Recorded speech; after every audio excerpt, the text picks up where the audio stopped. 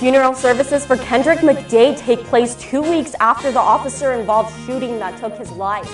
Utility rates become an election issue in one San Gabriel Valley city, and a parent's answer to autism, plus CCN weather and tech bite. All this on CCN Crown City News. Your news, your neighborhood, seconds away. Do you have a great business idea? The Pasadena Enterprise Zone can help.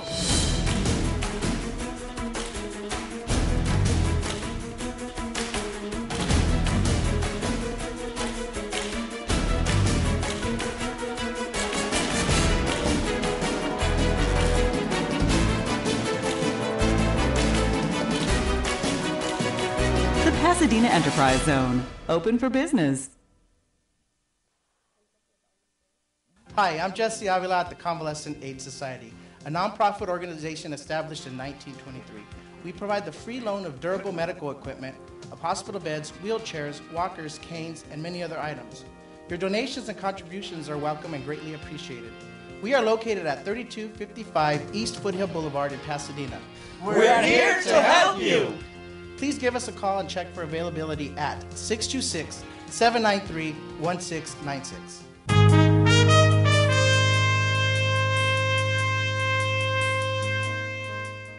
Hi everyone, thank you for watching CCN Crown City News, your neighborhood. I'm Nataly Tavidian, in for Sehnita Joshua Mattison. Our top story, 2 weeks after Kendrec McDade was killed in an officer-involved shooting, his family and friends laid him to rest this past Saturday morning. The funeral closed a week of new developments from a lawsuit filed against the city to FBI involvement in the case. CCN's Paulo Alejandria has been following the story from the beginning. He joins us live to tell us more. Hi, Paulo. So you were recently at the funeral. Yes, it was a fitting send-off where friends and family were able to pay tribute to the slain teenager. Funeral services for Kendrec McDade took place at Metropolitan Baptist Church on Fair Oaks Avenue Saturday. Afterward, his body was taken to Rose Hill Cemetery in Whittier for burial. McDade's funeral capped off a week that saw new developments in this case. Mourners gathered at Metropolitan Baptist Church on Fair Oaks Avenue to pay their final respects to Kendrec McDade. The 19-year-old was shot and killed on the corner of Sunset and Orange Grove 2 weeks ago by two Pasadena police officers responding to an armed robbery call. Before the service began, family members asked the media to leave the church. Following the service, family friend Anthony Mitchell reflected on the teenager's death. We don't know what he could have been, but we know he was special. And the way he lost his life was very tragic, hurt, uncalled for. This past week has seen new developments in the officer-involved shooting. Tuesday, Carrie Harper, the attorney representing McDade's family, filed a federal civil rights lawsuit against the city of Pasadena, claiming wrongful death. The lawsuit contains the alleged eyewitness accounts of a bystander. Harper says the bystander said officers Jeffrey Newland and Matthew Griffin did not provide McDade first aid services after they shot him, and that he lay on the ground twitching until paramedics arrived. Wednesday, Pasadena police turned Oscar Carrillo, the alleged robbery victim, over to Immigrations and Customs Enforcement, or ICE officers. Authorities say ICE officers deported him in 2006. Friday, Police Chief Philip Sanchez enlisted the FBI to conduct their own independent investigation into the shooting. Sanchez says his goal is transparency. There'll be many stories, many rumors, some factual, some not, as we go through this journey together. But rest assured that the levels of investigation ensure transparency, it ensures openness, it reaffirms my philosophy and my commitment to you, the community we serve. A program called A Celebration of Life was given to those who attended McDade's funeral. In it are Anya Slaughter's parting words to her son. Son, I love you, and promise me you'll be at the gate when God decides to call me home. But on this day, pallbearers all wearing powder blue shirts carefully placed Kendrec Lavelle McDade's casket into a hearse that would take him to Rose Hills Memorial Park in Whittier, his final resting place. He's going to be missed, and he's going to be loved. If he wouldn't, we wouldn't have people out here right now standing and doing what we're doing now. Got a lot of people here. A lot of people. At the repast for McDade's funeral following his burial, Anya Slaughter, his mother, told me that she had requested those who attended her son's funeral to have limited contact with the media because in recent events leading up to Saturday's funeral, she said media members have been disrespectful. In the meantime, the family's attorney, Carrie Harper, is expected to speak out this week on the lawsuit she's filed against the police department and the city. No word yet about the monetary compensation the family is seeking in the lawsuit. Natalie? Thank you, Paulo, for that report, and it's definitely developing. Yes, which of course we'll be following as the week progresses. All right, thank you, Paulo. As we mentioned, Paulo has been covering all the events as they happened this week on our website, crowncitynews.com, with the CCN News Blast. In fact, you'll see reports from many of our reporters on the website with news blasts to keep you updated during the week and stories we couldn't include in the newscast. So check in regularly and tell us what you think. You can view previous stories like the special edition interview with Pasadena Police Chief Sanchez last week in our archived section. Tomorrow is Super Tuesday of sorts for the San Gabriel Valley. These elections may have a big impact on residents' wallets. Locals in Sierra Madre will vote city council candidates up for election and also for a new measure that could change the amount of taxes they pay on their utility bills. Here's more on the story. The city of Sierra Madre is one of several San Gabriel Valley cities that will be holding elections tomorrow, Tuesday, April 10th. One of the discussions in these elections is the yes or no vote on Measure 12-1, a measure that would give the city council the ability to raise the utility user tax by 2%. Some are recommending a no vote, while others are pushing for a yes.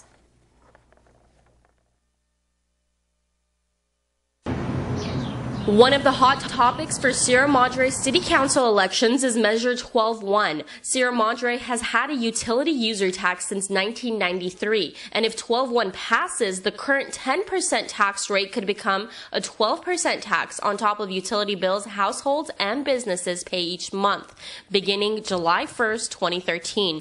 This includes all utilities: gas, electricity, sewer, telephone, trash, and cable. Chris Kerber, a 15-year Sierra Madre resident and a certified financial planner, is running for a 2-year seat on Sierra Madre City Council. I'm recommending a no vote on 12-1 and 12-2, and the reason for that is that at the current 10% level, our budget is virtually balanced. Kerber says as a resident, he's been vocal at many City Hall meetings, especially providing input regarding taxes. The City of Sierra Madre's website shows that a no vote will have a significant impact on the city's ability to pay its expenses and will result in service reductions. But Kerber says many residents he's spoken with are grateful to have jobs but haven't seen a raise in their own income. If the people of Sierra Madre haven't had a raise, why should the city get a raise? To raise the utility tax from 10% to 12% is giving the city a 20% increase in the amount of revenue they're going to take from the tax. And I haven't found anybody yet that I've asked that had a 20% raise in the last year, so I don't think the city should get a 20% raise either. The UUT will impact everyone who pays utility bills in town, except low-income residents who will be exempt. Ann Johansson says she would usually vote yes on an increase that might possibly help the city. But since she and her husband own several properties, she says paying taxes has become a large part of their budget. My parents were really strong Democrats and were always voting the other way, but my husband and I pay so many taxes. It's like the biggest part of our pie when we do our budget. So that was really one of the reasons I made that decision. Bill Coburn of the Sierra Madre Chamber of Commerce and the publisher of SierraMadreNews.net says the city needs to add the UUT taxes because Sierra Madre's major source of net revenue comes from property tax, UUT, and vehicle license fees. Coburn says the city is running a tight ship and that the reason the budget is balanced is because the department heads were given the task of reducing general fund expenses by $900,000 before the 2011-2012 budget was approved. He says it's in the city's best interest to approve the UUT to help provide some cushion for major catastrophes like the recent windstorms that left many San Gabriel Valley cities hurting financially. For more info, log on to cityofsierramadre.com. New studies reveal a sharp rise in the rate of autism, but will show you young adults with autism who aren't letting the disorder stop them from going after their passions. You're watching CCN Crown City News. Your news, your neighborhood. We'll be right back. The CCN Energy Saver is brought to you by Southern California Edison. Dave, what are some other ways customers can save energy? Well, I certainly want to make sure that they use energy efficiently and wisely. One of the things that we recommend doing is turning off equipment when they're not using it. That's probably the most easiest and most efficient way of reducing their energy costs. But purchasing equipment that has, again, I say the Energy Star rating on it. We want to make sure that they use thermostats that are programmable, because that helps customers reduce operating costs by having equipment come on at the desired setting as well as the desired times. Weatherization, plugging up gaps in your walls or door seals, making sure that you don't have any air leaks. Well, thank you for that information, Dave. Hopefully customers find it helpful. This has been Luna Petty with your CCN Energy Saver. The CCN Energy Saver is brought to you by Southern California Edison. The Pasadena chapter of Alpha Kappa Alpha Sorority Incorporated would like to invite you to the 24th Annual Fashionetta Scholarship Luncheon and Fashion Show, where we'll be honoring Miss Lena Kennedy as Mother of the Year. After this event, we will have awarded more than $100,000 in scholarships since the year 2000 alone. Proceeds from the event also support our numerous community service activities, which include our annual health summit. At that event, we provide more than 400 residents with free testing and screenings in the community. So come on out and join us for a fun-filled day of friends, food, fashion, and fellowship. The event will take place at the Glendale Hilton on Saturday, May 12th.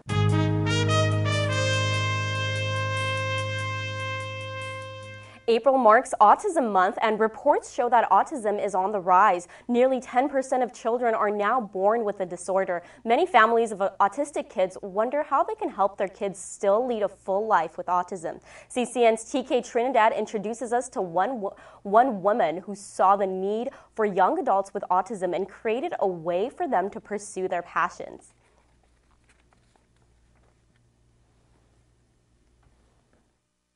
Judy Bennett said she had no idea what to do when she first learned her toddler had autism. Noah was born in 1994, and at about 2.5, he had about 30 words.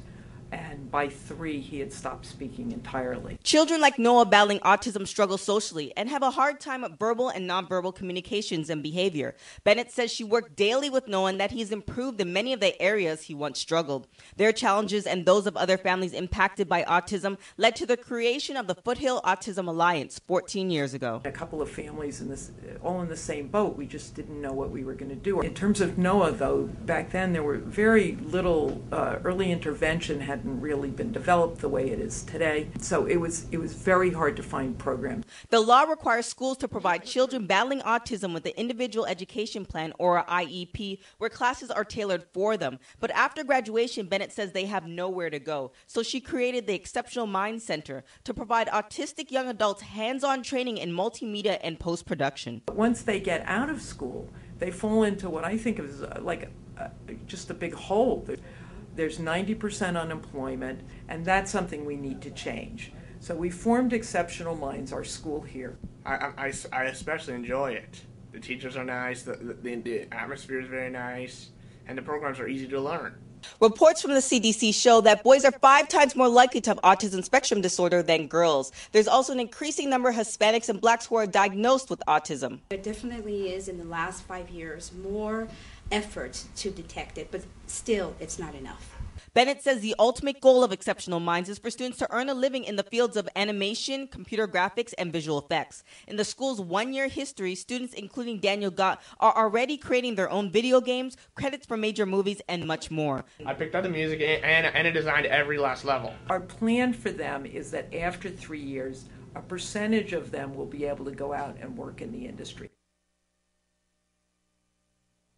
Noah Judy Bennett's son is now a 17-year-old award-winning filmmaker. For more information on the CDC study, you can visit cdc.gov/autism. For more info on Foothill Autism Alliance, visit foothillautism.org. And for more info on the Exceptional Minds Center, try exceptionalmindstudio.org.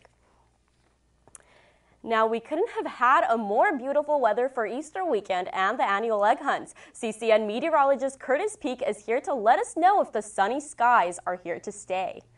Curtis. Well, you know, it was a beautiful Easter weekend, above normal temperatures. Hi, good evening, San Gabriel Valley, Pasadena, Altadena. It was an absolutely gorgeous, happy Easter. It was a beautiful day today, but those clouds are going to begin to roll in tomorrow afternoon, and we are going to see a wet, soggy week. As we take a look at our satellite radar right now, we do have a 1-2 punch that's going to hit us this week. This is that first storm that's going to come down. It's going to come in on Tuesday night into Wednesday. Wednesday, we are going to get pretty soaked out of this storm. We should see anywhere between 1 to 1.5 inches of rain. And then here's that second punch I was telling you about. That's going to make its way down on Thursday night. It's not going to be much of a rainmaker like this first storm, but we are probably going to see about a 1/2 inch of rain. But in between these storms, we are going to see cloudy skies, a little off and on thunderstorms, a little, drizzle here and there. So Tuesday, Wednesday, and Thursday into Friday, we are going to have a wet week. As we take a look at our almanac right now, we see that today our high was 80 degrees. Our low tonight is going to be 50 degrees. As you can see, we are above average right now. Back in 1990, we did see back in 1989, we did see 90 degrees. But look, as I said, we do have a change on the way. And that change is going to begin tomorrow. We are going to see those clouds begin to increase. And like I said, we do have those late season storms that are going to come in. But by the weekend, by Sunday, we are going to see that high pressure. That high pressure will begin to build on Sunday into Monday, and temperatures will begin to level back off to where they need to be this time of year. All right, right now as we take a look, what's going on currently is 74 degrees. Our winds are out of the southwest at 7 miles per hour. Look at that humidity, 9% humidity, very dry outside. But tomorrow the humidity is going to begin to creep back up, and we are going to see those clouds as we do prepare for the first storm. Our sunrise tomorrow morning is going to be at 6:28. Our sunset tonight is going to be at 7:19. Here's our overnight lows for right now. Pasadena, we are going to come in at 50 degrees. Monrovia, you are checking in at 47 degrees, and Monterey Park at El Monte, both of you guys are going to come in at 49 degrees. Our highs tomorrow here in Pasadena, we are coming in at 70 degrees. Monrovia, you're not going to break into the 70s tomorrow. You are going to have a hard time. You're coming in at 67 degrees, and El Monte 71 degrees. And West Covina is going to be our warm spot here in the San Gabriel Valley at 72 degrees. Here's that 7-day forecast that I was telling you about. As I said, tomorrow, those clouds are going to begin to come in. We are going to see the humidity begin to rise. Then that first storm should arrive Tuesday night into Wednesday morning. So expect rain throughout the day on Wednesday. We are going to get a slight break on Thursday. But look, this is going to be a cold storm also. Those temperatures are not going to get out of the 70s. We are going to stay down in the 60s. And as I said, Friday, we do have another storm that's going to come in Thursday night into Friday. But on Saturday, that storm is going to begin to dissipate. It's going to give way on Sunday to that ridge of high pressure. As I said, look where we are on Monday, back to 74 degrees. That ridge of high pressure is back. So we are going to have a soggy week. This is a late winter storm. The snow levels are going to drop down to about 6,000 feet. So this might be the last chance for you skiers to get out there and get a little snow. So get ready to go up to Wrightwood or Big Bear or Arrowhead, wherever you do go, and enjoy this storm because it might be the last one of the season. So we need to dig and take our umbrellas back out now. We do take our umbrellas back out. Get your ski gear back out. Thank you, Curtis, You're for welcome. that report. When children suffer abuse or witness family violence, most adults, even professionals, don't know how to talk to them. One local resident has been helping children cope with grief and teaching others how to help. Next on CCN, when Dr. Michael Durfee goes on camera with us. Crown City News, your neighborhood. We'll be right back. If your child is getting behind in school and needs help organizing, reading, writing, or studying, Klein's Classes can help. Audrey Klein has been teaching for more than 20 years. Her book, Skills for Student Success, can teach your child essential learning tools. Klein's Classes are affordable and conveniently available online. You can view the lessons and educational films anytime. I've seen children jump 2 reading levels in 1 year. I've proven it over and over again. Don't let another semester pass without getting your child some help. Visit kleinsclasses.com and get started today. Unleash your inner shark. Sharky Zartman's book, Shark Sense, reveals the 14 life-changing steps you can take today to start reaching your goals. Through her witty yet no-nonsense approach, Sharky Zartman unlocks the lessons we can all learn from sharks. I use the shark as a symbol for your inner source of strength and power, the part of you that doesn't know the meaning of the word can't. Stop settling for less and start living with confidence and purpose. Order Shark Sense today at sharksense.org and get in touch with your inner shark.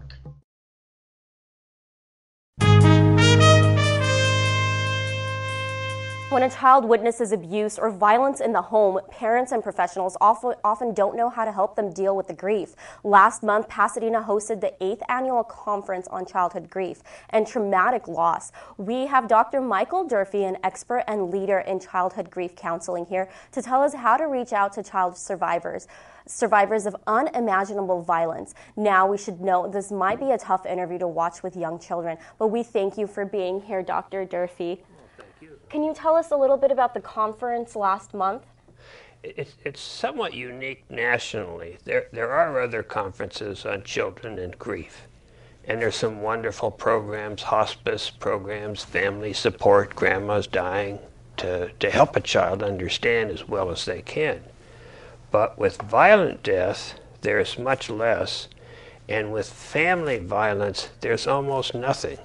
So why was there a need? Why do you think there's a need for the conference? Well, LA County had the first multi-agency review of suspicious child deaths, 1978. There are now 1,000 teams in at least a dozen countries. So we've seen the forensics. How did this child die? Safe sleeping, safe surrender. There's wonderful programs coming out of it. But we haven't addressed the survivors. What's it like for a child to live in a family where dad kills mom and after mom killed the baby? So you have worked with children that have dealt with situations? I have some expertise. At the conference we had, I think, maybe the two national experts, two women from Texas, a social work professor who is the only one that has good review of the literature, who also works with the families, and an attorney from Dallas whose mother was beaten to death by her father, so she could take us there. So in 1978, you founded the Child Death Review Team. We were talking about this a little bit earlier. Can you tell me why it's so revolutionary? It's very different. Well, we don't do death. We don't even do getting old. We're supposed to be young and happy forever. And there's products to keep us that way. And yet the biggest events in all of our lives, if you line up 10 of them, at least a couple of them, someone you love that I love died. So what exactly is the Child Death Review Team? And you were talking about how it's found all over the state, all over the country right now. Oh, it's international. There's Australia, New Zealand, Canada, Europe has a few teams, domestic violence fatality review teams. What we found is that the people who manage these cases, the fire, emergency, medical technicians, law enforcement, prosecuting attorneys, pediatricians, that they were all very separate. When we met together as a team, we found that maybe 4 or 5 people knew the family, but they didn't know what the other ones knew. So why do you think professionals don't know much about how to help people cope with grief? Well, because we don't like it.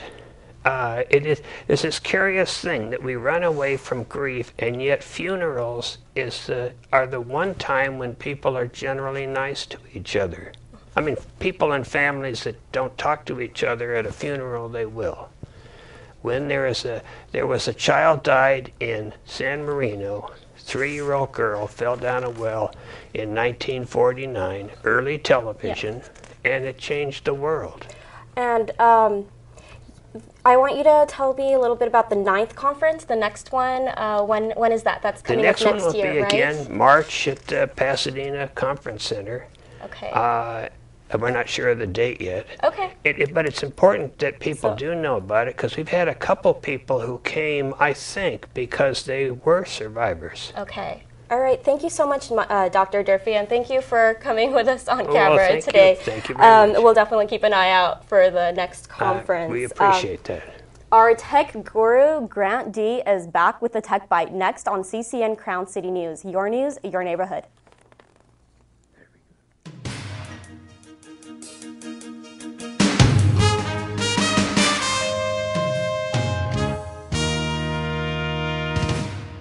The Pasadena chapter of Alpha Kappa Alpha Sorority Incorporated would like to invite you to the 24th Annual Fashionetta Scholarship Luncheon and Fashion Show, where we'll be honoring Miss Lena Kennedy as Mother of the Year. After this event, we will have awarded more than $100,000 in scholarships since the year 2000 alone. Proceeds from the event also support our numerous community service activities, which include our annual health summit. At that event, we provide more than 400 residents with free testing and screenings in the community. So come on out and join us for a fun-filled day of friends, food, fashion, and fellowship. The event will take place at the Glendale Hilton on Saturday, May 12th. Hi, I'm Lori Webster. I'm the owner of Webster's Fine Stationers. Hi, I'm Scott Webster. You need to come and check us out because we've got great gifts for everybody in the family. We have Fine Stationers by Cranes and Company.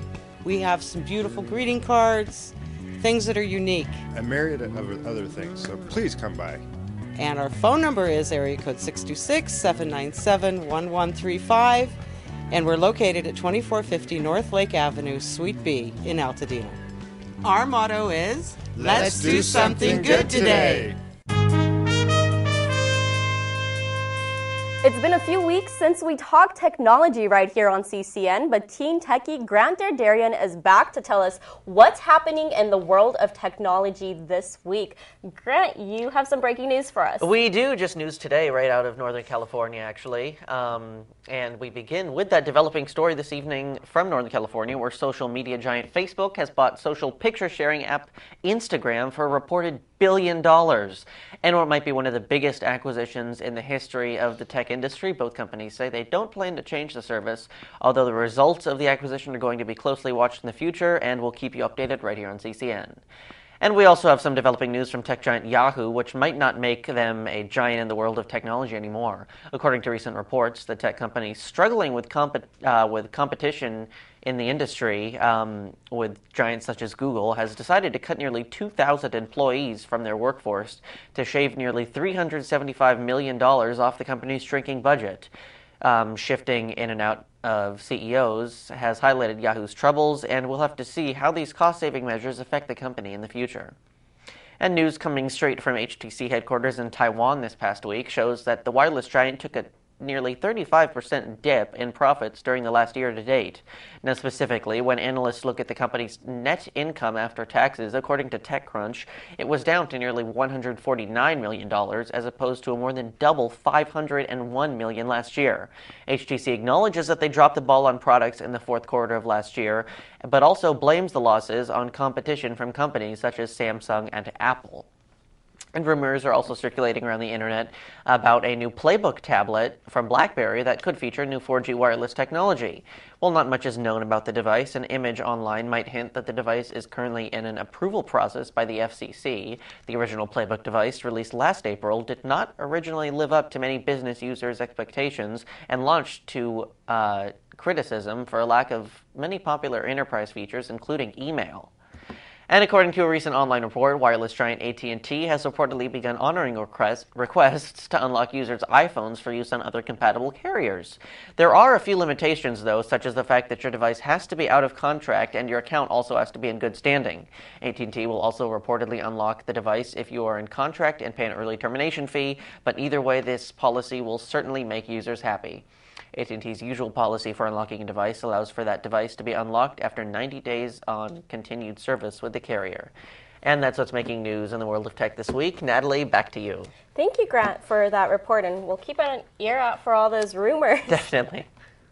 That's it for this CCN News class. Thanks to child psychiatrist Dr. Michael Durfee for joining us in studio. Thanks to all of our sponsors, including Southern California Edison, Wink Marketing, and the Pasadena Enterprise Center office building with available space. Thanks also to the CCN crew. They make this show possible. But finally, we thank you for watching CCN Crown City News. Join us each week as we cover the news in the Pasadena and the San Gabriel Valley. For all of us here at CCN, I'm Natalie Tavidian. Have a great week.